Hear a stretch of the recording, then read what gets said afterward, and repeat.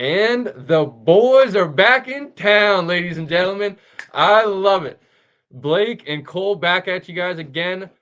Canadian football fanatics coming at you guys live on YouTube once again. Blake, thanks for joining me tonight, buddy. How are you doing? I'm good. I'm good. Cole, is this I was gonna ask you, is this our first official live after the rebrand? Or was the one we did before free agency? Had we already rebranded? I believe we had just rebranded, hadn't got official podcast out there. Instagram wasn't up there. Some other surprises that we have in the works weren't out there as well. So a lot of things weren't out the last time we did a live show, Blake. But I believe officially the free agency one with I believe Matt Young from Canada West TV that joined us was number one. We have number two tonight, Blake, with CFL Combine preview as well as special guest UBC prospect Theo Benedet will be joining us later on the show. But before we get going, Blake, it's been a little while, buddy. I think it's been about a month since we last chatted. How you doing? How was your trip to Saskatchewan? It was good. Yeah, it was really good. My girlfriend and I, we had a really good time. We just spent some time not alone. Her little sister was with us as well, but we didn't have our son with us, so it was nice to kind of get away for a few days and wasn't too cold out there. So we did the Canadiana stuff, if you will, and we went and checked out a couple of hockey games. Being winter and all, so it was good. It was a really good time. Spent some money. I know you're not going to want to hear this, but I spent a little bit of money at the Riders store. They had a Did couple you? of things. They had a couple of things that had Riders branding on it, we'll say, but it was like more so I bought it because the football fan in me, some of the stuff it said, not so much because it had Rider branding on it. But yeah, I will admit I did spend a little bit of money at the Riders team store out there in Saskatoon. I'm jealous, dude. I don't know how. I came across the Rider store somehow on my just whatever social media does, the algorithm or whatever it is. Um, I go on the site, I'm kind of creeping a little bit. Don't know why either, because it's Riders gear. I'm creeping a little bit. I came across the most sick CFL snapback ever. I was gonna order it. I kind of talked myself out of it. I should have. Did you by chance did you see it in person maybe? I did, yeah. It's Oh, so nice. buddy. I did not buy that. I will admit, I was really close to buying it. I didn't end up buying it, but I have some friends out in Saskatchewan that have it, and like I know that Ottawa sells CFL branded merchandise as well. They I do. don't know if they have the hat, but they have a cool like T-shirt with the CFL logo and all nine teams. So the CFL logo's on the front, and then Yeah. all nine team logos are on the back. And I do have that CFL T-shirt. I wear it Oh, pretty often. Like when I went to Banjo Bowl last year, Saskatchewan and Winnipeg, I yeah. wore that. There was no way I was wearing either one of those teams' logos. So I wore Jealous, the buddy. CFL branded merchandise. Jealous of that T-shirt. I've definitely came across that T-shirt. I believe, unfortunately, there's only like size small and medium, or like I think it's just small, honestly. Which is just out of. I could probably squeeze into a small. It might not be an outdoor wear. It'd be maybe a in the house kind of shirt. For not many people to see, I'd probably be up past my belly button. But I was looking at that shirt. I believe it's the Lansdowne Sports or Yep. whatever. That's kind of like the Red Blacks and Ottawa 67s, I believe. They're all kind of collaborated in there with their merch. But with the CFL hat on the Rider store, I'm a big like, especially with my hats. I got a big head, Blake. It's kind of just oddly shaped. I really like to try on my hats before I buy them. So I was like, oh, I don't know. Like, it is I believe it was a New Era branded hat. So I was like, usually I wear New Era branded hats. Like, I don't think it should be a problem, but ended up talking myself out of it. If I knew you were going, I should have, and I knew you were in Saskatchewan. I just, for some reason, I thought you kind of weren't close to, I don't know what I was thinking, maybe in Saskatoon or something like that. But I Well, saw yeah, I was in you were decked Saskatoon, out in but all the Blades gear. yeah. So Yeah, my girlfriend's dad actually bought me that. He's they live in a small town just outside of Saskatoon, and they have season tickets for the Blades, so they bought me that. And you're right. We were in Saskatoon, but I guess in Saskatchewan they have, which unlike here in BC, I wish we had this more. but like Kamloops, Kelowna, we'll talk about that later with training camp and stuff like that coming up. But they have the actual Riders store in Regina, like at the stadium. And then they have another one, like a full on branded store in Saskatoon, just in the middle of like this random mall. It's just a full blown like Riders store. It's crazy. Dude, it is different out there. I was just talking, obviously, quick plug, folks, for the podcast. Episode 30 is guest Jordan Lennon. Little teaser for the for the episode. Just chatting about him with kind of his first time being in Saskatchewan now full time, kind of taking in the environment as a coach, and he was blown away. He was like, man, it's just truly different out here. The kind of the prairie folks just live and breathe that football, especially the Canadian football, and it's just beautiful to see, especially from two Canadian football fans, not just lovers of the BC Lions. We also love our good Canadian football, so it's awesome, especially with the Mecca there in Mosaic. Probably one of the best facilities in all of Canada, I would say, football wise. So trip was good though, Blake. Yeah, it was. It was a really good time. All right, buddy. Let's get into it then. CFL Combine preview. Like I was, hopefully no one probably put up with my singing. I'm not the greatest singer, but the boys are back in town for the CFL Combine tonight. And I believe it kicked off today. Kind of people getting measurables, I believe, all that sort of stuff. I believe it is a little bit of probably meeting with some team personnel. Super cool, Blake, because I believe the CFL just transitioned to this new format last year, if I'm not mistaken, in 2023 to the 6-day long combine where prospects are able to get a longer opportunity in front of CFL personnel, in front of CFL, GMs, coaches, scouts, and stuff like that, area scouts. So it's way better for the prospects, and it's super cool for us that are covering it, and super cool for us people that like to consume this kind of content. I believe Miss Christina Constable or whatever. I believe it's Boots on the Ground. She'll be putting out a lot of good content. I'm sure Showtime Digital, House of CFL, all those good people will be Boots on the Ground. 3 Down, I believe, is out there as well. Quick plug for Blake and I will be back Sunday, I believe, with JC Abbott, who is in Winnipeg to cover the CFL Combine as well. So just a really good week for the CFL, especially in the middle of offseason where, free agency, second, third, fourth windows are kind of over with. Teams are kind of, in this lull before the draft starts. We have a little bit of news to cover. So it's exciting times for us CFL fans here. And Blake and I are going to cover the CFL Combine all week long. So stay tuned to the Instagram, folks. Stay tuned to the YouTube as well. Before we get going, Blake, quick reminder, we are on Instagram now, folks. Blake's been bugging me. Social media merch is coming, folks. One step at a time. Instagram came first, so head on over there, folks. I believe we're up close to 150 followers, so Blake and I would both appreciate it if you guys could get up the follower count over there. But if we're doing that, folks, head on over to the YouTube, because the YouTube is slacking a little bit in terms of the follower count. I believe Instagram has surpassed YouTube by, I believe, around 20-ish subscribers / followers. So please head on over to the YouTube as well. Subscribe to the YouTube. Podcast episodes, live shows will be coming out as the season gets closer. The more and more you guys will see Blake and I on a weekly basis. YouTube Shorts, we're trying to keep up with those a little bit, but trying to balance everything with kind of our busy work schedules, family schedules, all that sort of stuff. So with the Instagram, kind of sacrificing a little bit of the short content on YouTube, but stay tuned, folks. We got some good things planned for when the season comes and to get you excited for the season when it comes to short content. So head on over to the YouTube, subscribe to the channel. When you guys subscribe, head on over to the little notification bell, press that notification bell. You guys will get notified every time the Canadian Football Fanatics go live, post a video, post a YouTube short, and you won't miss out on any of our sweet Canadian football content. So I believe that is all the shout outs and X's and O's that we need to cross, Blake. I guess actually quickly, for our beautiful thumbnail that you guys seen tonight, my thumbnail for episode 30 as well as 29.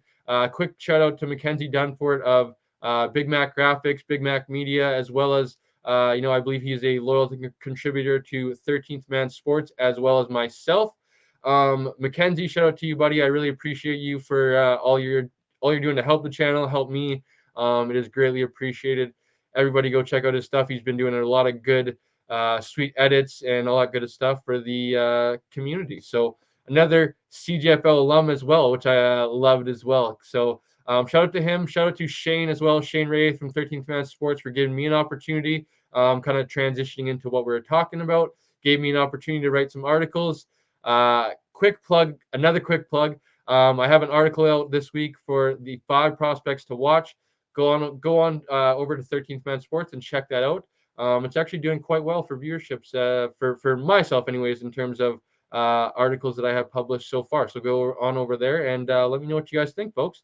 Hopefully a few of them do well this week, and I think we're going to get into a few of them in a few moments. So Blake and I have planned for you guys, because there's not really too much going on in the combine right now. There's, like I was mentioning, I think just some, measuring height, weight, that kind of stuff, some health testing and all that sort of stuff, making sure the athletes are ready, healthy, and ready to compete this week. And then probably just some meetings with CFL personnel for the next few days. I believe the 21st is when things start to get cracking in terms of the 40, the bench press, all that stuff, 3-cone drill, all the good testing drills. I believe there's 6 of them. If there was the same amount at the invitational that there's, at the national.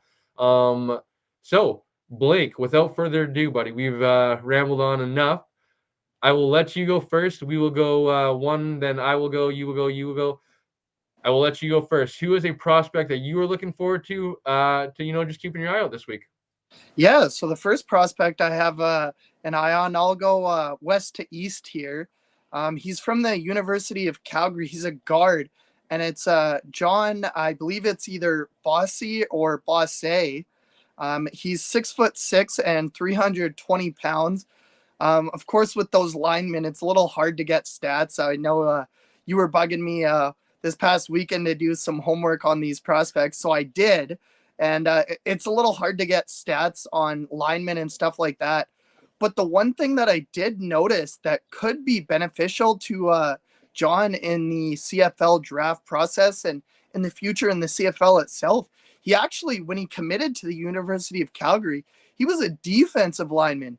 And he played on the defensive side of the ball his first year before switching over to the offensive line. I'm not sure. I didn't dive deep enough to see whether it was due to injury or what it was.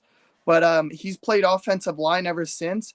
And as you and I know, you more so than I, you being the quarterback that you were when you played in the CJFL, offensive linemen, they're pretty hard to find, especially good ones.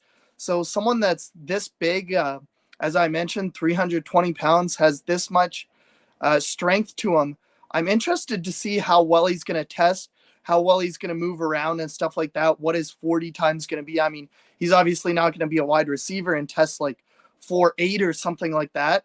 But if he can get like 6'2", that would be really beneficial to him. And I could definitely see him going as a top prospect in the CFL draft. Yeah, Blake. So like you were mentioning, the fellow from University of Calgary, the offensive lineman, was actually one of the athletes that I featured on my article this past week. So when looking into him as well, I looked at the fact that he was a defensive lineman coming to the University of Calgary, Blake. So what drew me to him as well is, transitioning over to the offensive side, at his height and at his weight, being how big he is, how physically strong he is as well. I believe he was a high school basketball player. I'm not too sure to what, level or kind of, how good he was, skill level, but I feel like that transitioning, to a smaller, kind of slimmer, younger self to that bigger self that he is now, I feel like will transition well when it comes to the testing and all that sort of stuff this upcoming week. So with kind of him being, I believe he was the number 17th ranked prospect on the fall edition of the CFL Scouting Bureau coming into this U Sports season. So definitely a better prospect out there in U Sports in terms of offensive line. Pair that with the athleticism that I believe that he has. Really interested to keep my eye out on. Was it John Bossy, I believe, from the Yeah. University of Calgary this upcoming week? I think he could do some good things to boost his kind of draft stock going forward. I believe as well, kind of meeting with the CFL teams and teams kind of falling in love with him, seeing his personality. I think is only going to help him this week. So definitely someone that his skill hopefully matches up with his testing, and then matches up with his meeting with kind of the executives, all those questions that they're just looking for you to kind of yeah, there is some questions that maybe they want to trip you up on and stuff like that, and really get you to think, but they're really just looking to see kind of your personality, and they really just want to see the true yourself, and not just what they're trying to hear, and they don't want to hear the kind of these yes answers, and kind of they really want to get to know these people, right? Because their jobs are on the line to some degree as well, because they're kind of putting their faith, their trust in you as prospects to come in and hopefully fulfill what they promised as prospects that would be kind of coming in. So Blake, I will go next, buddy, and I will go away from kind of some of the athletes that I had in my article. I'm actually going to go with University of Alberta's offensive lineman Daniel Shin. Who knew we were going to go with two offensive linemen out of all things to start this thing off? I believe Daniel was definitely in consideration of my article for going on there as well. But Daniel is a very talented offensive lineman as well. I believe playing predominantly on the inside. He can play center as well as the two offensive guard positions. Has been a U Sports All Canadian the past 2 seasons, 2022 and 2023, for the Golden Bears. Like you mentioned, Blake, it's kind of hard, especially for us, who are not. I'm trying to kind of catch up with my U Sports knowledge and Canada West knowledge here now that I have access to Canada West TV a little bit more. Prior to it, not really kind of tuning in on a regular basis, not able to catch Daniel, as well as like you were mentioning about kind of the lack of stats kind of for offensive linemen. Just from what I was hearing around from the the organization, the program there in the University of Alberta, from Matthew Peterson, a few other people that go to the University of Alberta, seems like very good leader, kind of team captain, not of just the offensive line, but the team and offense as a whole. So, those are just traits that CFL teams I feel like will look for, as well as the flexibility that we were mentioning of John, being able to play. I believe that you mentioned, Blake, he's offensive guard. I believe as well he can play some offensive tackle at his weight Yeah, or at his height as well. So that flexibility, that athleticism, I'm not too sure. I believe Daniel was a little bit slimmer. Not too sure if he was playing basketball, playing volleyball, maybe other sports, rugby, anything like that. But believe his path, in university sports was kind of somewhat similar to John's. That he was a smaller, slimmer self, kind of worked his body up, hard work, kind of putting on those pounds in the weight room in the off season, and really transformed himself into what he is now. So really interested to see how Daniel can perform when it comes to the testing, and then perform in front of CFL execs. So, Blake, I will pass things back over to you, buddy, for your number 2 prospect to watch this upcoming week. Yeah, we'll stay with the University of Alberta Golden Bears actually, and but this time we'll flip to the defensive side of the ball. This guy plays linebacker. His name is Tyshawn Blackburn. He's 6'3" and 208, and I was able to pull up some stats for Tyshawn from this past season. He had 25 tackles, 3 pass breakups, and 1 interception on the year. But that those numbers, they don't always tell the story. I mean, the example that I wanted to use, and I'm not comparing Tyshawn to this individual already in the CFL, but the example that I wanted to use was Nick Marshall. Nick Marshall was thrown at a lot last year with the Saskatchewan Roughriders, and he got torched a lot as well. So, yeah, he maybe led the league in interceptions, but the reason that he was so close to leading the league is because he was getting thrown at all the time. And I follow a couple of podcasts that the Riders have and stuff like that. It was because there was a 50-50 chance that if the ball was getting thrown to him, he was getting torched. So to get back to Tyshawn, those numbers just tell me that after a few years at the University of Alberta, opposing offenses were scared to throw in his direction. They're like, no, we're not going to go there. We're going to go somewhere else. And as I mentioned, at 6'3", he's not the tallest player, but he's also not the shortest. So that height might be able to help him in the defensive backfield in the future. Yeah, absolutely. Another prospect that I featured in my article, so go check that out. Tyshawn, another player that I kind of heard some, nice reviews, nice ravings about from the University of Alberta program of kind of, I believe he's a 5-year guy that kind of came in early, kind of got thrown to the fire, if you will, right away. I believe played some meaningful snaps early in his U of A career, and kind of built his resume up over time. I believe he was a 2021 All Canadian, if I'm not mistaken. So definitely interested to see some more on Tyshawn Blackburn this upcoming week at the Combine. So my last prospect, Blake, before we introduce our next guest, Ryan Baker, safety, hybrid linebacker, whatever you want to call him, University of British Columbia. Believe, Blake, why I also wanted to, we actually got to take in a few UBC games this year. We did. Really stands out when you go watch him in person, able to really be active up and around the box as well as kind of be that deep field safety. I believe what I loved a little bit more is I believe he's a former high school quarterback, kind of being able to be an athlete, really being able to understand the other side of the football. From kind of that bird's eye view quarterback of the defense, if you will. I know kind of some people will compare the linebacker position, middle linebacker specifically, to that quarterback, but I feel like that safety as well is kind of an extension of the quarterback of the defense when you're able to lead the back end and kind of see things. And I feel like Ryan's another guy that's an athletic guy that will be able to kind of showcase his skill this week, and then kind of put the talent and skill this upcoming week and be able to compare them together and hopefully impress a lot of CFL personnel at the CFL Combine. So, Blake, 4 prospects for everybody to watch. Go check out my article. I'll give you 5 more over there at 13th Man Sports. A lot of good stuff. Hope you guys are enjoying all the content from Canadian Football Fanatics Instagram, YouTube, and then as well all the articles over at 13th Man Sports. It's been a lot of fun this offseason. Blake, it is without time further ado to introduce our next guest, UBC prospect, offensive lineman Theo Benedet. Theo, thank you for joining us. What's going on, guys? How are you? Good. Thanks for joining us, very Theo. well. How you doing? How's this offseason treating you? My pleasure. Good, man. I'm down here in Knoxville, Tennessee, training for the pro day and making strides every day. Awesome, man. So that's perfect kind of transition. I was going to ask you about training with, I believe it is Charles down there in Tennessee. How's that going? Right. I believe you kind of went down there last offseason, got kind of familiar with Charles, all the things that he kind of brings. How's that been going? Well, he's amazing. I mean, he has a lot of experience, obviously, with U Sports guys coming out, training Laurent, Duvernay Tardif, and a lot of guys. So, I think he's been through what I need to work on as a prospect with players before, and then, I mean, his technical knowledge is second to none. I mean, like a speed wizard. Like all the technique and stuff I'm learning in terms of like starts and all that. I had no idea so much went into it, but yeah, it's been fantastic.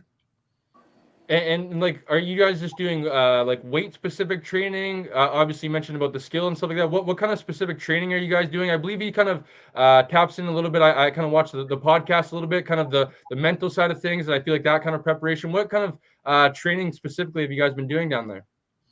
Yeah, I mean, everything. Weights. We're in there twice a day, most days. So yeah, weights, and then a lot of plyometric work, jumping hurdles, that type of stuff, to help develop that explosiveness and the speed that you need for the drills. And then, yeah, I mean, Charlie's a character, obviously. So every day I get a new pep talk, So yeah, it's been great. He is quite the character after taking in that podcast and stuff like that. And I believe kind of like the same setup that you guys had last year. I believe you're kind of staying with him as well, kind of so you're able to kind of eat good and then train, have the afternoon to kind of relate to one another. Kind of just learn about one another and then go train again and kind of make sure you're kind of getting those good meals into you as well. Why Tennessee though? Did you kind of look into maybe this offseason staying up here in Canada, or did you just kind of enjoy Charles' training and how he approached kind of getting better and handling you? Is that why you kind of maybe made the decision to go back down there? Yeah, I mean, I was first introduced to him through my agent, but yeah, it's more of a resource thing where there are I Coach Joe McCollum at UBC. I would have loved to have done everything with him, but he just, for example, doesn't have time to go out to the field with me and work on speed and stuff like that. So as much as maybe I wish it was differently, like the American places that are combine specific are probably most beneficial at this point. Not that we can't find that in Canada. Yeah, absolutely. Blake, is anything you want to ask Theo? Yeah, so Theo, I just want to take you back to your last year at UBC this past season. Unfortunately, you guys fell a little bit short of the ultimate goal, but take us through that season. Sorry to bring up sorrow memories. I see that it still touches a little bit hard, but kind of take us through the whole season. I mean, Cole and I went and watched your guys' game against, I believe it was University of Manitoba at the beginning of the season. And then you guys, it was Alberta that you played in the Hardy Cup. That insane finish, St. FX in the national semifinals, and then, of course, Montreal in the Vanier Cup. How difficult was it for you to get over that Vanier Cup loss? And did you just take some time where you just didn't think about football at all after, as I said, ultimately falling really what was one touchdown short of the ultimate Canadian U Sports goal? Yeah, I mean, totally. I'm still not over it, to be honest. It sucks, I just try not to think about it. I mean, it was a special run, obviously, and like you said, that Hardy Cup win was like such a special game and so memorable that I'll always, have those memories to treasure. And then, yeah, after the season, like I took a week off from, training and everything once the season ended and tried to take my mind off it. I don't know how successful I was at doing that. But yeah, I mean, and it's tough, I think, in the immediate sense, but hopefully, years down the line when I revisit with my teammates and stuff, we'll focus on the good that got us to the Vanier and not so much the loss. Yeah. I'm curious about a couple of the positives, I guess, of the season, and that's the U of A game and the Hardy Cup that was unbelievable, and then obviously the St. FX national semifinal. I think specifically to a few kind of maybe viral moments, if that's what you want to call them, with like a teammate of yours, Edge, and kind of the emotion after that game and stuff like that. I would imagine that's kind of how you guys all felt, how kind of Edge was portrayed in that interview. Could you just take us through, I guess, maybe first of all, the U of A game of kind of like being on the brink of pretty much elimination there? They obviously fumble. You guys flip the switch. I believe it was a big play, and then Davenport finds a way to score there. Take us through those two games and kind of how you guys felt in that locker room, how that bonded you guys closer. I mean, this is kind of what you guys came back for, right? You and Gio specifically talking about last year of having the opportunity to kind of, maybe go pro last year, and then you guys wanted to come back and really enjoy some of these victories and some of these moments with your teammates. You guys obviously being able to win the Hardy Cup and win the national semifinal. Take us through a couple of those games for you. Yeah, I mean, like you said, Edge is made for the camera. That guy is, he's a quote machine. But yeah, I mean, that Hardy Cup was probably the biggest roller coaster of emotions that I've ever been a part of in terms of a sports game. Like I was sitting on the bench when they were driving in the red zone, like basically having given up, knowing that the only thing that would save us is a turnover, and didn't think they'd be, would let that happen. And so when we did turn that ball over, like everyone was scrambling to get out on the field and like put that drive together. And then I think kind of an underrated moment in that drive is the first play is what really allowed it to happen when Garrett threw that ball like probably 65 yards in the air to Shamar McBean, and that kind of kickstarted that drive. And so, yeah, I mean, it was such a rush that like it took me until after the game to really even understand what had happened. And then the St. FX game was just, I mean, we came into that game respecting them as an opponent. I think obviously like people have some ideas about the AUS sometimes, but I mean, they have talented players, and it showed in the first half when then we kind of came in the locker room and realized, that we were hurting ourselves as much as they were hurting us, and cleaned those things up. And then I think, showed our class in the second half. Absolutely. So to get kind of away from yourself specifically, Theo, with it being CFL Combine Week, kind of tying it back to UBC, I was kind of curious to ask you about a few of your former teammates, and maybe if you could kind of, maybe tease a little bit about them, kind of maybe just plug them a little bit, and maybe just what people should maybe look forward to kind of seeing them this upcoming week.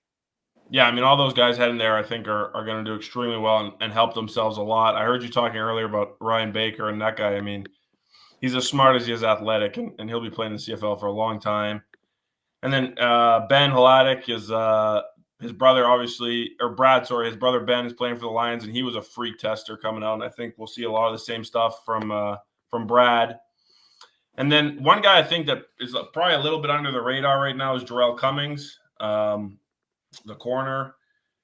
He kind of, his stats weren't super, overwhelming this year, but I think the main reason throws at him. Yeah, nobody threw the ball at him. So I think that kind of probably hurt him in terms of recognition, but he's a hell of a player, and he's accomplished both at SFU and at UBC. So I think he's going to really turn some heads this week, and I'm excited to see what Jarrell does. He's a BC boy. I featured him in my article. Another plug. Go check that out, folks. Jarrell Cumming, going to make a name for himself this upcoming week. BC kid, obviously I got to kind of hear about the things that he did at SFU. I think that's kind of what hurt him as well, only having the 1 year at U Sports, people not really knowing much about him. I think Jarrell Cummings is going to do a lot of good things for himself this upcoming week. So tying it back to you and kind of, your UBC career, maybe from more of a positive standpoint, how would you kind of just sum it up? Looking back on it, I'm sure you know a lot of positives, more positives than negatives. And then kind of ending it, how would you kind of maybe tell people that, this is the place for you to get better as a person, as a football player, and why they should go to UBC? Yeah, I mean, totally. I mean, other than the Vanier Cup loss, which is a big other, but it's been, as perfect as an experience as I could have hoped playing at UBC and then, culminating with the pro day on the 29th. So, I mean, yeah. And honestly, like if you're a player who's not only interested in competing for championships in Canada, but has an eye on playing professionally one day, UBC, to me, it's night and day with other programs in terms of what UBC provides. I mean, you look at the pedigree of who Coach Nils produced, and then I think the big area where we have a difference is our strength and conditioning program is so excellent. And Coach Joe McCollum goes so above and beyond that, like he develops athletes, as I think you'll see with the numbers this week at the Combine, on a level that other U Sports programs don't. So to me, you'd be crazy not to go to UBC, but I'm a little biased. Blake, is there anything you want to ask Theo about UBC specifically? Not UBC, but Cole kind of stole my question about other teammates that he wanted you to kind of shine a spotlight on from UBC. So I'll kind of change the question a little bit, and maybe who's someone that you played against that you don't think is getting enough recognition right now going into the CFL Combine? Well, Nick Weeb unfortunately was hurt, so that's dropped him a lot. But he was a great athlete to play against, and I really had a lot of respect for him as a player. In the Vanier, the Montreal linebackers, that's the best linebacking core I've gone against. So I think Farinaccio is going, no? I believe so. Yeah. And St. Cyr as well, I believe, right? Yeah, he's a corner. He's legit too. So yeah, those Montreal linebackers were. I mean, they caused us fits in a Vanier with all the different looks and stunts they were running. So, yeah, those would probably be the two that stand out to me. Quado Boahen, who was drafted last year by the Stampeders but is signed with them and returning this year, is probably one of the best defensive linemen I've faced in my career playing at Alberta.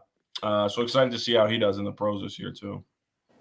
Awesome. Good question, Blake. So getting back to you, obviously you made some offensive line history this year, the JP Metris Trophy, taking it home for the second year in a row. I believe there's been some linemen that have done it before, but defensive linemen, I believe, Matthew Betts, as you mentioned, I believe, and the David Onyemata. Yeah, another D lineman from Laval. Yeah.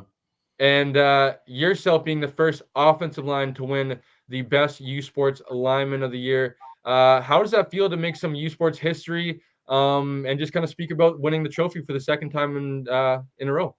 Yeah, I mean, it was pretty cool, obviously, to be able to accomplish that, and it was a goal I set for myself before the season. So, yeah, I mean, it's awesome to get the recognition of all the voters, and more importantly, I think it just showcases the talent we had as a team. I'm lucky to get a lot of the recognition, but all four other guys on the offensive line were really just as responsible for that award. I maybe had more like flash blocks or whatever, but I can't get that done without the guys next to me. So, yeah. So you talked about your pro day on the 29th. I'm curious kind of what went into you guys wanting to host your own pro day and all that stuff, and tell us about kind of maybe you don't have to tell us about maybe your goals, but just what you're expecting of yourself and how you're going to perform. Yeah, I mean, I as much as I was disappointed not to be able to go to the Combine because that would have been awesome, but just with the travel and the schedule, and we decided that obviously CFL Combine has all the CFL teams, but the NFL teams can't attend that. So this gave us an opportunity to showcase me and Gio to showcase ourselves both in front of CFL scouts and NFL scouts. So that was kind of what went into that decision. And yeah, I mean, I'm excited for it because I think I'll really help myself as a prospect. I got aiming for some big numbers. So yeah, I mean, yeah. Do you guys? I'm curious. Kind of. I know you and Gio are probably pretty humble, but do you guys kind of I guess like take in what you guys are doing right now with the NFL schools showing up to U Sports campuses and watching you guys in person, coming to your pro day up here in Canada. I know you guys are kind of tying it into kind of I believe when the UW pro day is kind of wrapping up, so scouts and stuff like that are up here in the Pacific Northwest. But do you and Gio kind of like realize what you're doing? And I feel like trailblazing a little bit. And obviously there's a few guys before you guys specifically at UBC and stuff like that. I know it's not um it hasn't been done before, but I feel like you guys are really trailblazing for U Sports to be an opportunity for other prospects. You mentioned about Nick Weed from the University of Saskatchewan, him coming home from a Division I program, especially one like University of Oregon, right, to come back to a U Sports program and feel like it is still a pathway to go pro. So I feel like you guys kind of are trailblazing a little bit, but do you guys take that in at all and kind of realize what you guys are doing kind of in that area? Yeah, that's for sure something I'm probably really proud of is being able to showcase that, everything you want to accomplish as a player, you can accomplish it playing U Sports and playing in Canada. So I think it's going to be really awesome to have the NFL teams up here. And I think, like I said, it kind of just brings even more added legitimacy to the Canadian game and shows that, the town of prospects, given the fact that we'll have not one but two guys with NFL teams coming to scout us. So, yeah, it's really cool and something I'm definitely proud of. And I would imagine just as you're able to cheer on your guys this week, I'm sure your boys that are on campus will kind of be maybe not rooting you guys on, but kind of, boosting, giving you guys a little bit of energy that morning and stuff like that before everybody shows up in the locker room and stuff like that. Oh, yeah. So, Blake, is there anything you want to ask about maybe Theo's offseason coming up or anything? Maybe not your off season, Theo, but I want to peel the curtain back on yourself personally just a little bit. I have kind of a two-parter question. Who is your favorite football player, NFL, CFL growing up? And what's your favorite football memory to this point in your career? Yeah, I mean, growing up, I went to a ton of Lions games. I remember going to my first game at the temporary Empire Stadium in Burnaby, and so I was like a big Elamimian, Big Hill guy, Paris Jackson, all those guys. Like I love them. And then down south, as I've kind of gotten more into the offensive line, like I've really started to look up to guys like Lane Johnson, Laramie Tunsil, and really try to take what I can from their games and try and use it to help mine. And then, probably the best memory I have is that Hardy Cup win. I mean, that's something that I'll have forever. And I still remember it like yesterday, to be honest. So, yeah. Yeah, I remember. Unfortunately, I wasn't at that game, but I was like following along because you guys were playing pretty much similar to when the Lions were starting the West Final against Winnipeg. And I'm following along and I'm like, oh man, darn, UBC is going to lose. And then I turned it off. Like I was like, oh, darn, they lost. A lot of people did. Yeah. And then I came back like 5 minutes later and I was like, UBC has the ball. What the heck just happened here? Like, this is crazy. I love it. At least you didn't leave early for the Ottawa game, Blake. Let's just say that, buddy. But Theo, I'm curious. Kind of being able to go down there in Tennessee for the second time, really train with Charles. How kind of maybe take us inside of your mindset. Some you don't have to maybe share your goals specifically, but some of your goals that kind of you have for yourself going forward. And then I guess two-parter. How have you kind of added to your strengths and then strengthen your weaknesses this offseason? Obviously, I'm sure a lot of people like to tell you a lot about your good plays and your strengths, like you were talking about. But obviously, coaches are kind of trying to pick out, some of your weaknesses and how you can get better. I'm sure just like yourself, how you can get better at some of these areas. How have you been training, and what's kind of your mindset here going forward? Yeah, I mean, my goal coming down here was to train myself to a point where I'd have a good enough pro day to kind of vault myself, let's say, into NFL draft conversation. And so that's kind of what I've wanted to attack down here. And I realized that part of what the scouts have told me in the past is that I have all the good stuff, footwork, all that stuff, but I could still work on improving in terms of strength, play size, and hand usage. And pass protection. So just working on stuff like that, hitting the bag and going through technique work with my hands, and then just working out and trying to add as much strength as I can for the field. So I'm curious, obviously you have NFL opportunities and stuff like that, but I'm curious, are you kind of just more so going with the flow, Theo, or is there any kind of maybe possibility that we'd see you in the CFL this upcoming season, or it's just kind of letting whatever God has for you in store kind of go with that? Yeah, going with the flow, but at the same time, I mean, I just want to play football, whether that's in the CFL, the NFL, wherever. I just want, a chance to be on the field, and if I can make a living doing that, that's even better. So, yeah, I mean, if the opportunity arises where I'm playing in the CFL next year, I'd be certainly accomplishing a childhood dream of mine in doing so. So, yeah, no, I mean, everything is on the table. Awesome. Blake, anything else, buddy, before we can get Theo out of here? I think that's it for me, Cole. Yeah, do Awesome, you have Theo. anything Well, else? I'm all good, Theo. Thank you for joining us. I know you're busy training and all that stuff, My pleasure. getting ready for your big day. So, would love to have you back on the page. Maybe once you figure out where you're going to be playing, maybe this upcoming season. Sure. Biasly, maybe hoping in BC. I know Yep. there's mock drafts and all that sort of stuff coming out. It seems like we're hopefully getting one of you or Geo. So, from what I've That been would be cool. told. But wishing you guys both the best of luck. Like I mentioned, you guys are doing really big things for Canadian football. Just athletes in general, prospects, athletes that kind of you guys are giving them away and kind of a pathway, and I feel like a realistic pathway to kind of follow and stuff like that. So wishing you nothing but the best, Theo. Thank you for joining us, buddy, and hopefully we'll chat soon. Yeah, well, I appreciate you saying that, and no doubt we'll talk again. Thanks, Awesome, Theo. Theo. Thanks for Thanks, joining us, guys. buddy. Take care. All right, Blake. That was awesome chatting with UBC prospect Theo Benedet. Super quick, didn't want to take too much of his time. Was looking forward to chatting with him. It's been a while. Blake, let's get into did you have one or two more prospects? I did. A couple more prospects to watch, and then we will get out of here just in time, folks. If you guys are good BCers like Blake and I, Canucks, Sabres, 7 o'clock, folks. Puck drop in 46 minutes. I'll be honest, folks. The Canucks got to flip a switch here real soon. I'm getting a little antsy. So, We're good, Cole. We're good.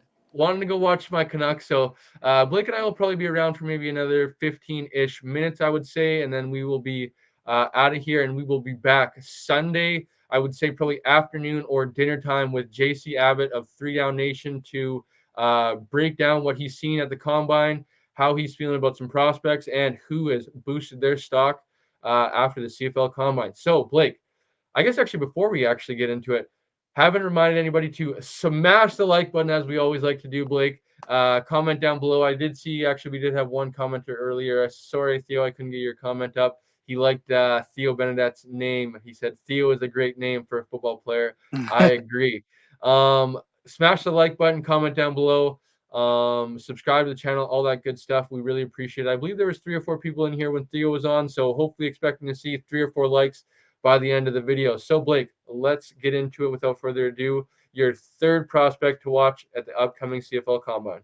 Yeah, so this one, I'm not sure if this guy was in your article, Cole, but I dove more into his story this year. He plays out east. In fact, as far out east as you can play in U Sports in the RSEQ. He plays for Laval. He's a wide receiver, and his name's Kevin Meitel. Okay. He played only 4 games this year. He had 22 receptions, 280 yards, and 3 touchdowns. So an average of about 70 yards per game. But the thing with Kevin that might scare some CFL teams away, he was actually the U Sports MVP, I believe it was, in 2022. And then he missed the first 4 or 5 games, I believe it was, this year. There was an assault charge that was unfortunately filed against him. There was some court proceedings that happened.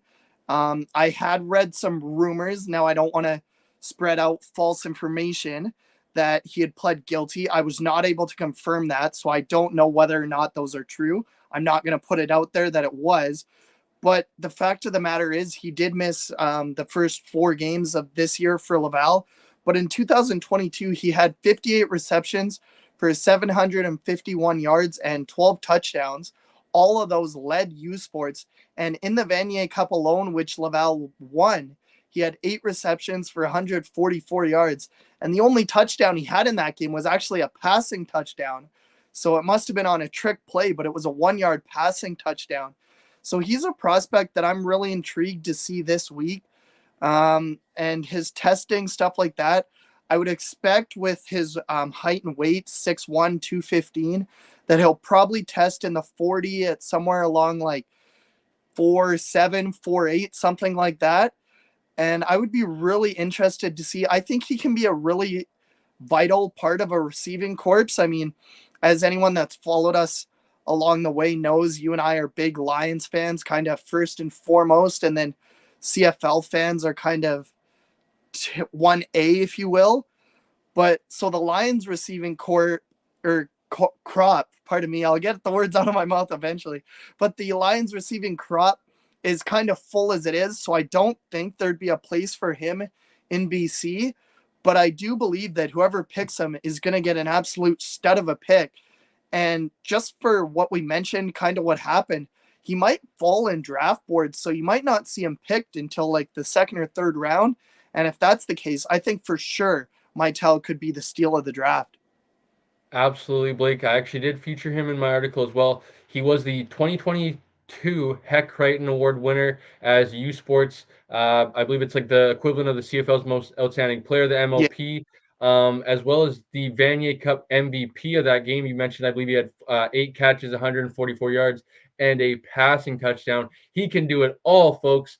So, yes, I agree with you, Blake. Some off-field issues, and that's kind of what I alluded to in my article is, quote unquote, is I kind of said if he can put out some of the fires that I believe that CFL teams will have, questions for him, I believe he can probably rise up the most or gain the most kind of stock for positive wise for himself as far as why CFL teams should draft him. I believe the skill levels there, obviously this season when you have kind of that court situation going on, you're probably not 100% focused in football and not able to show your best of your abilities. I believe Mitel's been quite the prospect or established prospect, and kind of last year coming into the season, I believe he was on the scouting bureau, the CFL scouting bureau as well. So some definitely high praise for him, but a lot of question marks as well. As can he focus off the field? A few of those things that like Blake mentioned, we don't want to spread false information, but some of those questions that I believe CFL teams, distraction questions, right? Teams don't want to distract away from their product on the field and have to deal with answering those questions of kind of what you're doing in your free time, all that sort of stuff. So I think if he can put out some of the fires and really prove to teams that he's matured, that he can be mature, I feel like he can be one of the biggest risers in the CFL draft coming up. And I feel like we're going to only hear his name more and more, especially if he goes out and performs, which I think he's going to perform if he's healthy. I believe he had some ankle injury this year that kind of I as believe well. you're right. Well, that Yeah, made him miss like one game, maybe one or two. I believe the ankle injury kind of paired with the off-field issues kind of played a part into why he wasn't available for the entirety of the season. So interested to see how Kevin Maitel, I believe Maitel at the University of Laval receiver does this upcoming week. I think he's going to do a lot of good for his name. I expect him to perform well in the on-field portions when they strap up the pads. If he can test well as well, Blake, I think that's going to even do better for him, because I think the questions will be when the team meetings are happening this week, when teams are kind of putting his feet to the fire of answering probably some a little bit of uncomfortable questions, I would imagine. So went back and forth. I had a few guys for my third prospect to watch, Blake. Talked about a few of them, especially featured in the article. Jarrell Cummings at a UBC. Nick Wiebe is another guy that I wanted to mention at the University of Saskatchewan. I believe he is a Calgary-born product. Formerly, as I mentioned, at the University of Oregon, Blake, in Oregon Duck, went down there, played a few years. I believe it was COVID year, or maybe it was 19 COVID year, 2021, came back home for 2022, 2023, and has really been an impressive. I just got finished rewatching the University of British Columbia at University of Saskatchewan game, 34-31. The Huskies took it. Very impressed with what I saw from Nick Wiebe. He is all over the field. Unfortunately, Blake, he actually tore his ACL in the Canada West semifinal versus the University of Alberta, Saskatchewan's last game of the season, unfortunately. So just absolutely heartbroken for him. Brutal injury because it was so late in the year. I believe it was late October, maybe. It was definitely late October because the Vanier was in November. So middle October, late November, I would imagine maybe if he's lucky, Blake, maybe he's back by Labor Day of this upcoming season. So I'm curious to know how that kind of hurts his draft stock. I would imagine teams are going to probably, unfortunately for him, he's a little bit of damaged goods. Our team's going to prioritize him that high for a player that they can't really, shoot up until probably Labor Day at the, I would say, minimum, right? We're probably more likely to see him September, October, if he's able to even get back at full strength. Maybe if it's September, Labor Day, September, maybe CFL teams just say, you know what, we'll shut you down for your rookie year and we'll kind of, redshirt you. You'll come back next year. So unfortunate to see Nick Weeb not be able to kind of impress. So wasn't sure where to go with my prospects here. So I'll just go with a layup. Another plug, episode 29 guest, and another prospect featured in my article, Matthew Peterson. Number 3, Blake, I believe is number 3, University of Alberta Golden Bear prospect that we have on the list tonight of players to watch. Matthew was a very impressive young athlete, young prospect to chat to when I chatted with him on episode 29. Really enjoyed getting to know him, as well as kind of learn a little bit more about his story. Canada West Player of the Year this past year, as well as an All-Canadian, up over like 1,200 all-purpose yards, 4 total touchdowns. So did a lot of good things for the University of Alberta. And Blake, they went to the Hardy Cup for the first time since 2005. He was probably the tip of the spear when it comes to that argument for the University of Alberta. I know a lot of talented players. Obviously, we're mentioning 3 of them on this list to watch out for. So a lot of good guys, not Matthew Peterson alone. But Matthew Peterson had himself, probably a good majority of responsibility to do with why the University of Alberta Golden Bears were so good this year. And a guy that had 9.6 yards per carry, Blake, actually shared a backfield with Jonathan Rosary, 5th-year running back from the University of Alberta.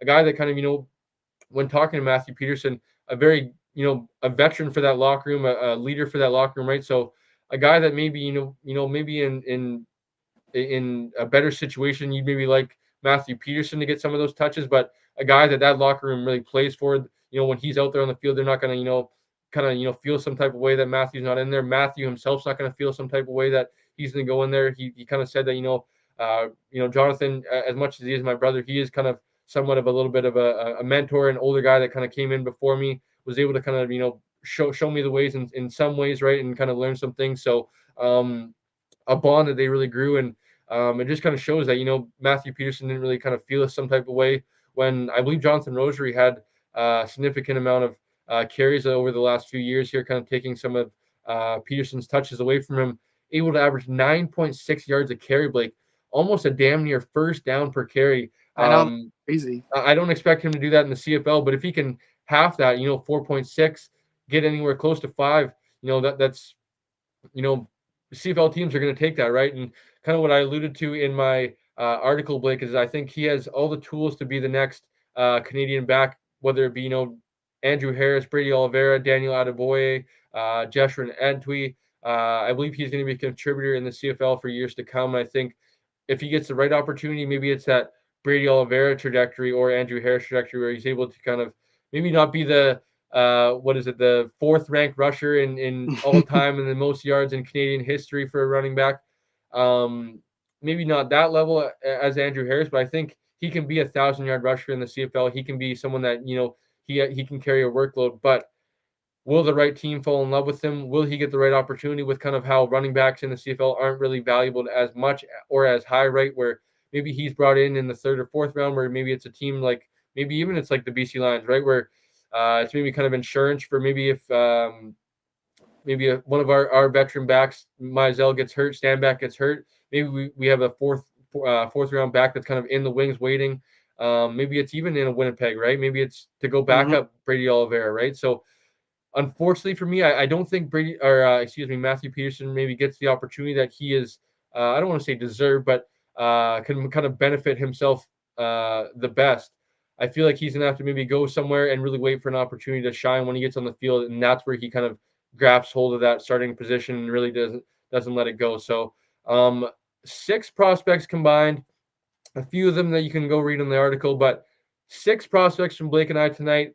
Chatted with Theo Benedet, UBC prospect, CFL and NFL prospect. Blake, what did you think for getting to chat with Theo for the first time? I know you're looking forward to it.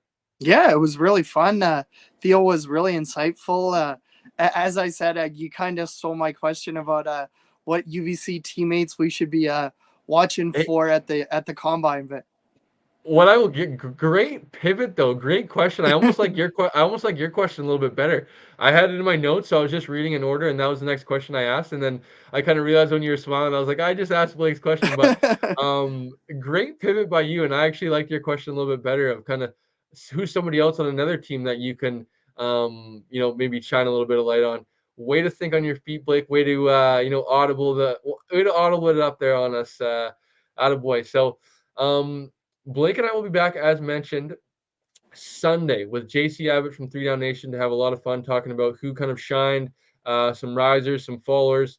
Maybe these are some of the guys that maybe it's a guy that's highly ranked that maybe kind of drops a little bit. And why didn't we hear a little bit about this? And maybe it's that invitational guy that kind of shows up really well. And that's the sweet thing about combine season is obviously we're going to hear a lot of talk about kind of what people like to like from kind of more of a media standpoint and a content standpoint, but it really isn't what we're going to kind of get from behind the scenes. Behind the scenes is going to probably have a little bit more of a different opinion than us general fans who like me and you were just talking about, right, Blake? Our kind of knowledge and kind of experience with U Sports is only so much, right? Especially mine is pretty limited, right? With not really going back more than kind of a few years, especially with Canada West TV. Not that it's an excuse, but having my a good friend of mine, Malik Bessiger, kind of go to the University of Western. OUA TV is free out there, so it was a lot more easier to kind of tune in on a Saturday afternoon or something like that when he's playing, right? Because I know it's kind of a dumb thing to say, but especially back then when I was just out of high school, it's free, right? Canada West TV, I believe, was like $8.99 a game, right? So you're kind of more tended to tune into maybe the free games, especially with kind of AUS. I believe AUS TV is free as well, and I believe it is. Yeah. I watched. I believe it's the Loney Bowl, something like that. That's their championship game. Yes, and it's not that it's hampered me now because unfortunately now, Blake, I have my big boy pants on. I have my own. I can I have a job and I get to spend my money on how I want. So I'm able to get the Canada West TV now, right, and able to watch that. So it's kind of nice being able to take that in. But with my knowledge only being so limited, CFL teams, especially guys that do this for a living, are going to have a lot different opinion than us. So curious to see how some of these guys rise, some of these guys fall, some of these guys kind of maybe land on their feet, some of these guys land flat on their face. So it's going to be super interesting to see how some of these guys make a name for themselves. Blake, I'm curious. We got to tie it back to the BC Lions a little bit. I mean, this is how the show started last year. How are you feeling about the BC Lions? I believe Stanback wasn't a thing when we last talked. I believe we've had some good conversations. When we last talked, it was still in the technical tampering window. Right, negotiating, the Ed Hervey window. So it had come out that Stanback was going to be a BC Lion, but I guess officially he hadn't signed on the dotted line just yet. Right. So how are we feeling about the BC Lions? Personally, I am looking so forward to the BC Lions season. I know a lot of people saying, Lions losing a lot of pieces. They're losing, Keon Hatcher's not going to be there all year. Dominic Rhymes, Lucky Whitehead. Personally, I think that's that not that it's benefited us, but I think it's kind of being able to evolve, right? Get a little bit younger. Javon Catoy, Justin McInnes are going to get a bigger role, right? And I think that's for us content creators, especially here on the Canadian Football Fanatics, 2 Canadian receivers are getting a bigger opportunity in the offense. One who I've been, probably biasly because he's a CJFL guy, he's a BCFC guy. I had to watch him kind of, spank my Raiders on the rear end for a few years there. But Javon Catoy, man, I've been banging the drum for this guy to get a little bit more of a bigger opportunity for a few years. Obviously, he's not going to be perfect, right? With more targets, maybe people are going to maybe critique, maybe he has a few more drops, right? But that's just given with a few more opportunities, right? More balls means that, maybe he's going to drop a ball or two, but with those more balls, he's probably going to catch 6 or 7 more than he's going to drop 1 or 2, right? So really looking forward to Javon Catoy being able to get more of an opportunity. Calling my shot now, March 20th. Javon Catoy is a 1,000-yard receiver in 2024. Justin McInnes. I like it. Really looking forward to seeing what Justin McInnes is able to do with a bigger opportunity. We saw him kind of emerge with Dominic Rhymes going down last year, right? Dominic Rhymes had the hot start to the year, Blake. Mm-hmm. I believe it was 5 touchdowns through like maybe 3 weeks or something like that. He 3 had the games, yeah, big, something. big start to the year, right? 2 touchdowns in Calgary, 2 touchdowns in the home opener. I believe he kind of or he missed the Winnipeg. He missed week 3 versus Winnipeg. He gets hurt in that Edmonton Elks game.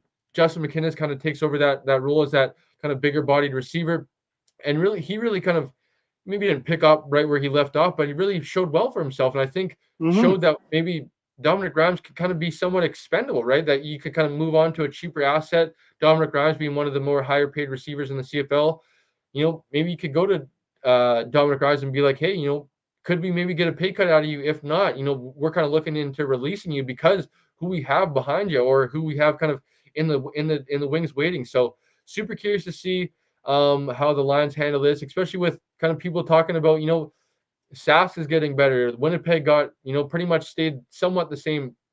It's kind of crazy that Winnipeg, I feel like, lost more bigger name. Right? And I know Winnipeg kept their 2 biggest names shown. They kept Oliveira, right? But they lost, Yoshi on their offensive line. Obviously, their offensive line. Yeah, he went to the other side of the prairies. He did. He crossed the enemy territory. He crossed enemy lines. Obviously, you could say maybe they're getting older, right? But and we're kind of maybe being a little bit biased here, right? Because we're patting the Lions on the back for evolving and getting younger, right? And maybe that's what Winnipeg's doing. But I feel like Yoshi was still playing at somewhat of a high level.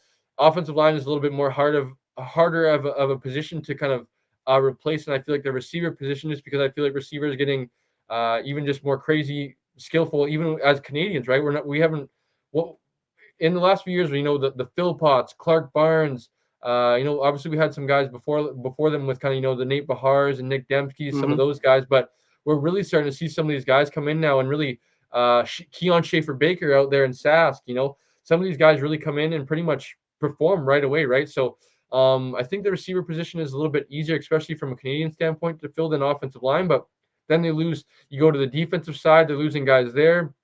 So just, I'm curious. Jeff Coat retires. They're losing guys in the secondary, right? So curious to see. I got all the confidence in the world, especially, bringing back VA. I think as long as you just gonna go there, Cole. As long as you can, we saw last year versus Calgary, right, in the West semifinal. He comes out, he has maybe the best game in his entire career, right? But I think being able to, in that next week in the West semifinal, being able to have him more comfortable. If Meisel's be able to maybe be a little bit more effective in that game, you're not able to, place all the responsibility on VA's shoulder and say, you know what, VA, unfortunately, we don't have a run game. Run game's not going for us. Take us home. I don't feel like that's how you get the best out of Vernon Adams Jr. If you want to win a Grey Cup with him, you bring in someone like a Stan Beck who can, hopefully have another, 1,000-yard season, be productive on the ground, especially in those dirty yards, right? You don't need to get, 6, 7. You don't need to get 9.6 yards a carry like someone. Just get, 4 or 5 yards a carry, right? Set up VA in that manageable second down.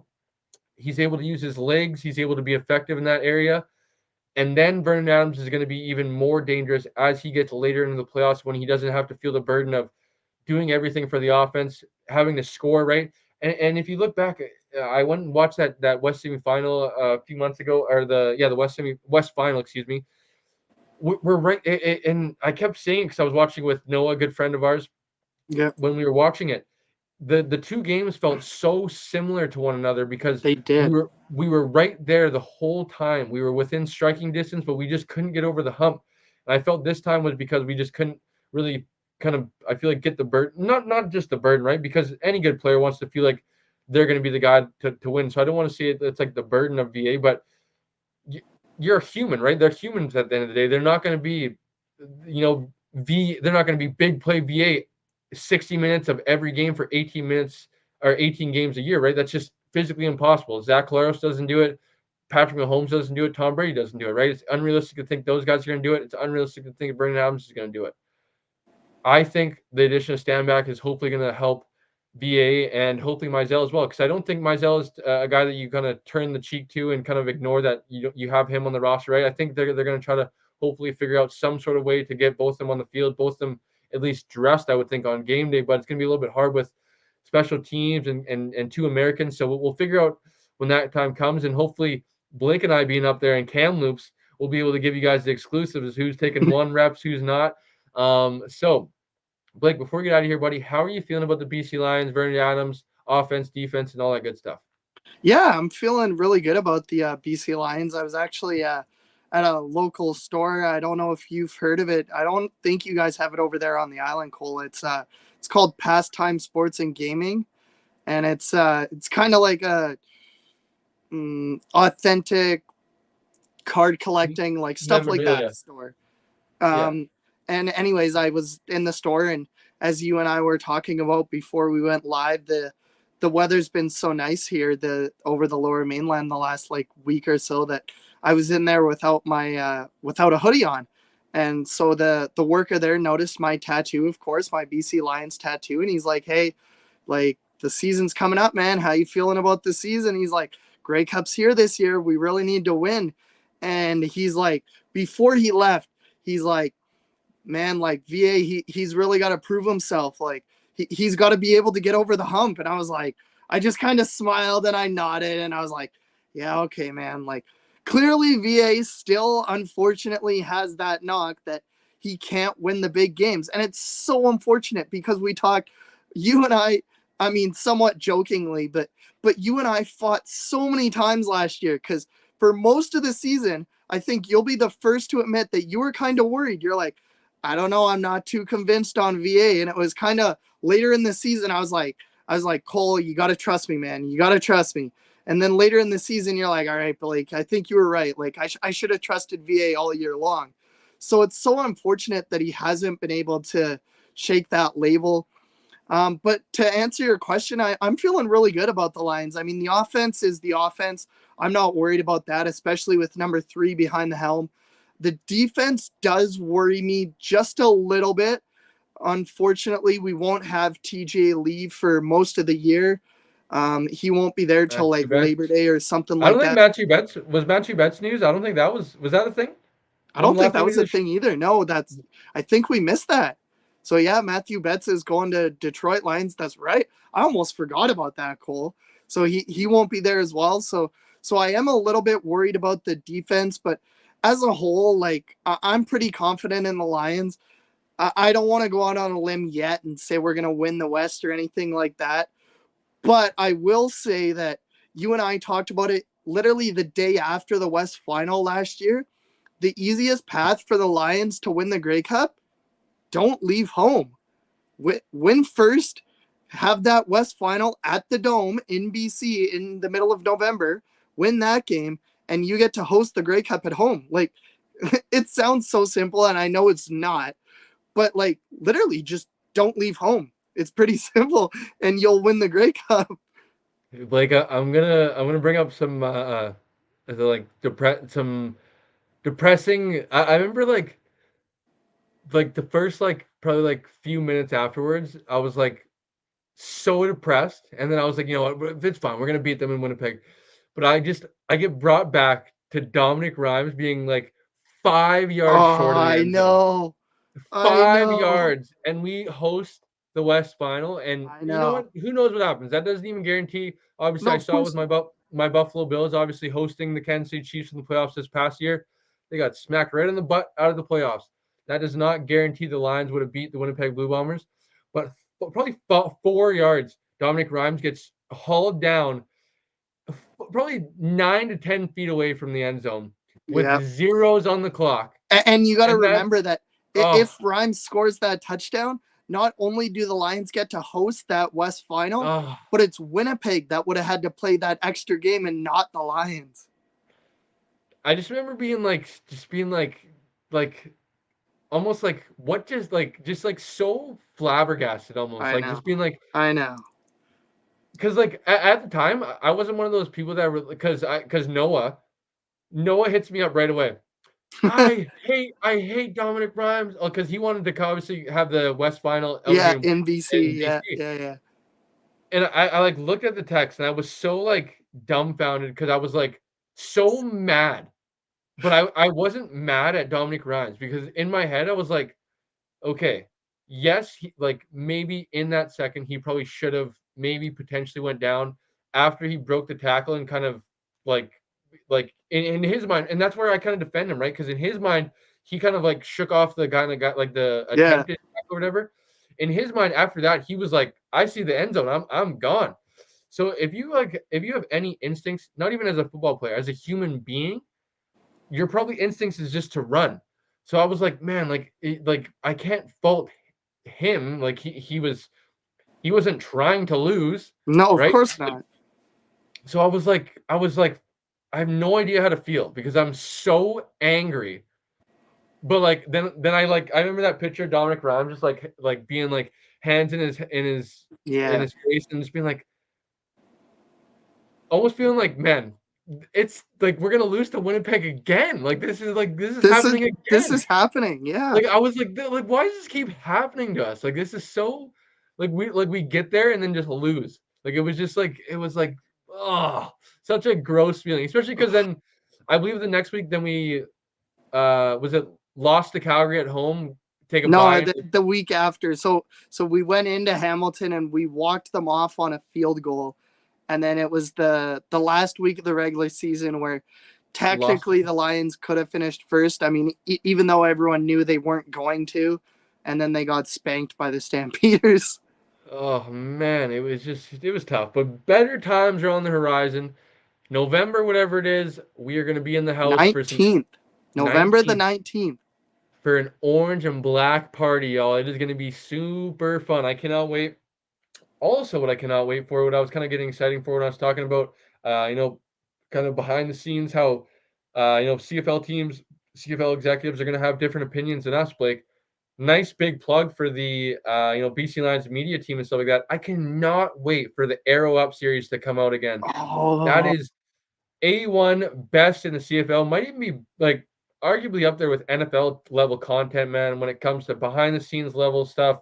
When it comes to, especially, I am so thankful that it's for my BC Lions. I know there's, I want to say like behind the R for Ottawa Red Blacks. There's a few other kind of behind the yeah. scenes. Edmonton Elks media team isn't actually bad as well in terms of content. But I am so thankful, Blake, that for our team that we are fans of, that there's so much cool content. They have obviously the First and Now podcast that's, during the season it's every week, but during the off season, maybe every other week, something like that. So much content. The Arrow Up stuff, man. I cannot wait to see the content from, the combine. I would imagine they're going to be shooting some stuff there. Our Then boy the Nick draft. Kowalski. Shout out Nick Kowalski. Maybe that's will be somebody we can have on in a future live show. Kind of get his, behind the scenes, kind of what goes into, maybe a game day. If that's somebody that, or that's something that maybe the viewers that are tuning in. I saw there was just 3 people tuning in.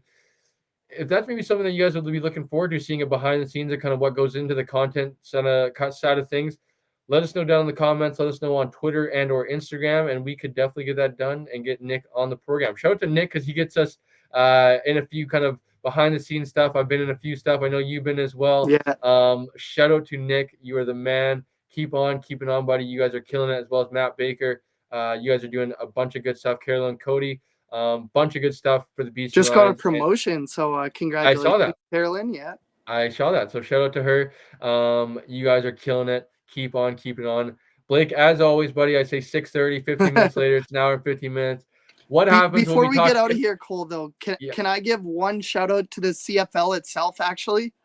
Yeah. So I know the CFL has been in the news for all the wrong reasons, or at least it was recently, and it kind of is again, because unfortunately the quarterback for the Toronto Argonauts, that we'll leave him be unnamed, decided to go on Instagram Live again today or yesterday, something like I that. was gonna say, jokes aside, is he okay? Like he's tweeting weird stuff too. No, he's literally not okay. Like I don't think he's okay.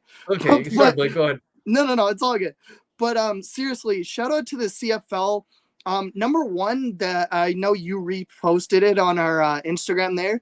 The passing combine that has it happened yet, or is it? Yeah, so the East one just did, I believe. The Yeah, Saint Effects team, they I won did that see one. that. Yep. Yep. So then I believe the West one is in Edmonton at the end of the month, Blake. So maybe we'll try to have maybe like Dave Ched from Yeah. 650 in Edmonton. Maybe if he's able to kind of be around there. I know Blake mentioned having a show. it was kind of unfortunate because there was a little bit of content, but it was super quiet. So I was kind of like I saw the content that was being posted on Twitter and Instagram, but then I didn't clue in that that was what was going Yeah. on, was the passing showcase. I saw yesterday, I believe, shout out to episode maybe 27, 26 guest Nathan Cayuette, who went to the Saint, or actually he is still currently part of the Saint FX program, posted that they won the passing showcase out east there. So I was like, oh man, like it kind of happened without me kind of even like realizing it was going on. So I was like kind of a little bit bummed, but maybe stay tuned, folks. Maybe we'll do one for a live show for the one in Edmonton at the end of the month. So stay tuned. But keep going, Blake. You were shouting on the CFL for the passing showcase. Yeah, so the passing showcase is one. And the other one I wanted to shout out the CFL for is getting the combine streamed again. That was a huge thing in CFL circles last year. I know I'm a little bit more, and it's not disrespectful to you or anything, but a little bit more in the know in the CFL world, if you will. And that was a huge thing in the CFL community, if you will. People were mad that the CFL Combine was not streamed on TSN, like on TSN's live, I guess, TV, if you will, last year, or on their website or anything. It wasn't streamed on the CFL's website. So shout out to the CFL for actually listening to their fan base and making sure, as you said, the 40, I believe all the tests are going to be streamed on Thursday, the 21st. And then they're also going to stream the team practices, is what it is, on Sunday before you and I go live again. So shout out to the CFL for that. Big shout out to the CFL for that. Couple things on that, Blake, because it did a great shout out for streaming that, because I was definitely kind of getting my feet wet last year, right? Kind of getting back into the CFL in 2021, I guess you could say, after COVID. But kind of slowly, Nathan Rourke starting in 2022, getting my feet back into the deep water, kind of not really remembering that was such a big thing last year. Obviously, my focus was kind of trying to relearn the CFL and kind of dive back into that, not really paying attention to U Sports and anything like that. So I remember it being a topic on social media, but not really remembering it being such a big topic. So good thing for you to bring up. Small thing, I guess. Please, CFL, if you're watching, because cool thing, Blake, another shout out to the CFL. CFL, follow me on Twitter, man. Yeah, they haven't followed me yet. Like, CFL, whoever runs your Twitter, I'm a little bit hurt right now. And I didn't even, I don't even think, maybe I did mention them in a tweet, but I didn't think I mentioned them in a tweet that day. And randomly I got a notification that I got a follower. I was like, freaking right. So I was like, sweet. If you guys are watching, please, I know it might not be as popular, stream the Invitational Combine for me and the other athletes that don't get an opportunity to go to the National Combine, don't get the opportunity to kind of have their families watch this event, because yes, there was, 8 guys picked out of, I believe it was like 60, but you never know what 8 of those guys are going to get the opportunity next week, right? So, House of CFL is there, Showtime's there, content creators are there. You don't need much. Honestly, set up a GoPro or 2, set up a couple tripods. My only gripe would be with the CFL is I believe they are not actually still streaming it on TSN. I believe it is on the CFL website on CFL is, yeah. Plus. It is not on Is TSN it CFL Plus or is it just CFL.ca? I believe it is CFL Plus, from what I understand. I'm not sure 100% yet, but from what I understand, it is CFL Plus. So I am still having a gripe with TSN. TSN, you need to get your head out of your behind. You are the only broadcast partner of the CFL, and you pretty much have the CFL handcuffed to broadcast rights. So yep, figure it out, because people want to consume this content. The thing that bugged me, Blake, is that last week during the CFL Invitational Combine, they had like 3 channels. And Blake, like I mentioned before, I am a great Canadian kid. I love my hockey just like anybody else. 3 channels for the TSN trade deadline coverage, when you could have, heck, 2 channels of TSN deadline coverage. I know. And nobody would blink an eye. You could have 1, just like old school times. 3 channels when you could eliminate 1 to roll up a stream for the CFL Combine, and it would be good as new. Would be all good in the hood. Instead, they do not do that. So that is my only gripe with the CFL, not the CFL, excuse me, TSN. TSN, please, please, please, please do a better job at promoting this game, especially with the U Sports athletes. We just chatted with one that's probably going to the NFL, Blake. Like, let's stop treating these guys. I see shout out to James, very good guy on Twitter. His son actually goes to the University of Calgary as a defensive back there. He Yeah, actually goes back. his son, I believe one of his sons played at New Westminster. Yes, that's how you know. But he goes back and forth with this Todd guy who I used to follow on Twitter, who is an absolute doorknob. Because his mission in life is he's a Winnipeg fan, but all he does is just like get in any conversation about U Sports athletes, and he's like, the CFL would be so much better without a ratio and without them shoving down the national and all. I'm like, buddy, like your team is built on Canadians. I hate to break it to you. Like, I don't know why you don't appreciate your Right? but more power to him. You know what? That's why Twitter, you're able to have an opinion and have a voice. Blake, an hour and 20 for the CFL preview. As always, we always try to get like an hour or less, and it ends up going longer. Blake and I will be back on Sunday for the CFL recap. JC Abbott once again will be joining us. Might have Matt Young as well on from Canada West TV, see how he's feeling about some Canada West prospects. But Blake, I think that's going to do it for the show tonight. Any questions or anything for the viewers before we get out of here? Yeah, I was just gonna quickly say I know it's about 5 minutes till the Canucks game starts, so I'll make this as quick. Probably about 10 minutes. You know, the anthem, a couple things. Yeah, exactly. I'll make this as quick as possible. You and I haven't really talked about this, but after the CFL Combine recap show on Sunday, the next big thing up on the the calendar is the draft, and that's on April 30th. So maybe you and I can go live during the draft. Wow, Blake, that would, I didn't think about that, but that would be cool. I would be down for that. And then after that, you know, like really it's 2 weeks, and then you and I are gonna be up in Kamloops, and training camp is gonna be starting. That's crazy. Yeah, man, that's sweet. After the draft, pretty much means CFL season's here. Exactly. Okay, one last plug before Blake and I get out of here, because we will be back for the CFL draft for sure. Stay tuned if we will be live during the draft. I've been in conversations, Blake, about a good idea content creating wise. Let us know, folks, if you guys are listening tonight, if you guys are taking this in at a later point. Get at us on Twitter at Blake Milton 3665, I believe, if I'm not 3653. 3653. I'll get it eventually. Cole McGarvey or at Canadian Football Fanatics on Instagram. I've been in the process of being in the conversation with a few content creators / fans about possibly doing a 2 to 3 round mock draft for the CFL. Ooh. With Blake and I being the GMs of the BC Lions. Okay. And a few other GMs around the CFL from the content creation. We have about 3 to 4 people we're looking for. Maybe if anybody's out there, potentially maybe a GM in Calgary, in maybe, let's say, Winnipeg, possibly. Although they have a show. Oh, I think it's called the Stamps House, something like that. Okay, well, we have a might few. be able to find it on Twitter, but we pretty much got the East covered. Montreal, Winnipeg, or Montreal, Hamilton. Winnipeg should be in the East anyways. It's all good. Yeah, it's far enough out that way. But folks, if you guys would like that idea, maybe a 2 to 3 round mock draft, because depending on kind of our knowledge of the prospects and stuff like that, how comfortable you'd be. We're going to get together in a little group chat here in the coming weeks, get together maybe for a mock draft in the middle of April, maybe a month from now, let's say maybe April 15th or something like that.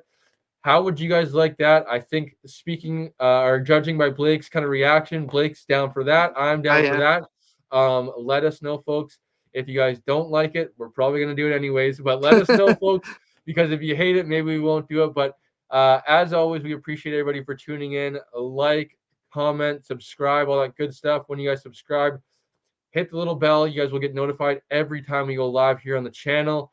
Head over to the Apple Podcast, episode 30, featuring Jordan Lennon, former Langley Ram, former University of Manitoba Bison, BC Lion, Montreal Alouette, former Edmonton Elks coaching staff, now with the Saskatchewan Roughriders. Jordan Lennon, episode 30's guest.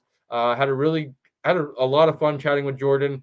I know, Blake, you being a Langley Rams fan, but yeah, my young days of being a Langley Rams fan, I remember Jordan so vividly because of that being kind of the golden era of VI Raiders football. That was the first game I ever saw the VI Raiders lose in person. Was that No 2020 way. Cullen Cup? I had been to probably like 3 or 4 years straight of VI Raiders games. Never saw them lose at Cali. Crazy. Never saw them lose at Cali. They lose to the Langley Rams in the last game I ever saw Jordan Yance play in a VI Raider uniform. Because I was ball boy / water boy at the time, Blake. So I always Yeah. remember being on the sideline. Jordan Yance, hands in his head, crying, didn't want to leave the bench. Was in his uniform No. for so long. I couldn't leave the field because that was the last time I thought I was going to ever see Jordan Yance. Yeah. Like pretty much my hero for me growing up because of what I got to see him do at Cali. Lost to Jordan Lennon, was able to kind of hear some of the behind the scenes of the war stories they had. Obviously, they go on to the University of Manitoba, play with each other. I remember Jordan Lennon being so, what I kind of said, boisterous, but being very chippy with the VI Raiders receivers back in the day, having a little bit of access behind the rope. So great episode, folks. Go check that out. A lot of fun recording with Jordan. We will definitely get Jordan back on the channel here in the near future. As well, last reminder, head on over to the Instagram, follow. 144 followers already, Blake. Can we get to 200 by the season? Because we are I think growing on Instagram very rapidly. So go over there, folks, and consume all the good content. Blake and I will see you guys Sunday night for a CFL recap. We appreciate everybody for tuning in. We will catch you guys on the next one of the Canadian Football Fanatics. Night, everyone.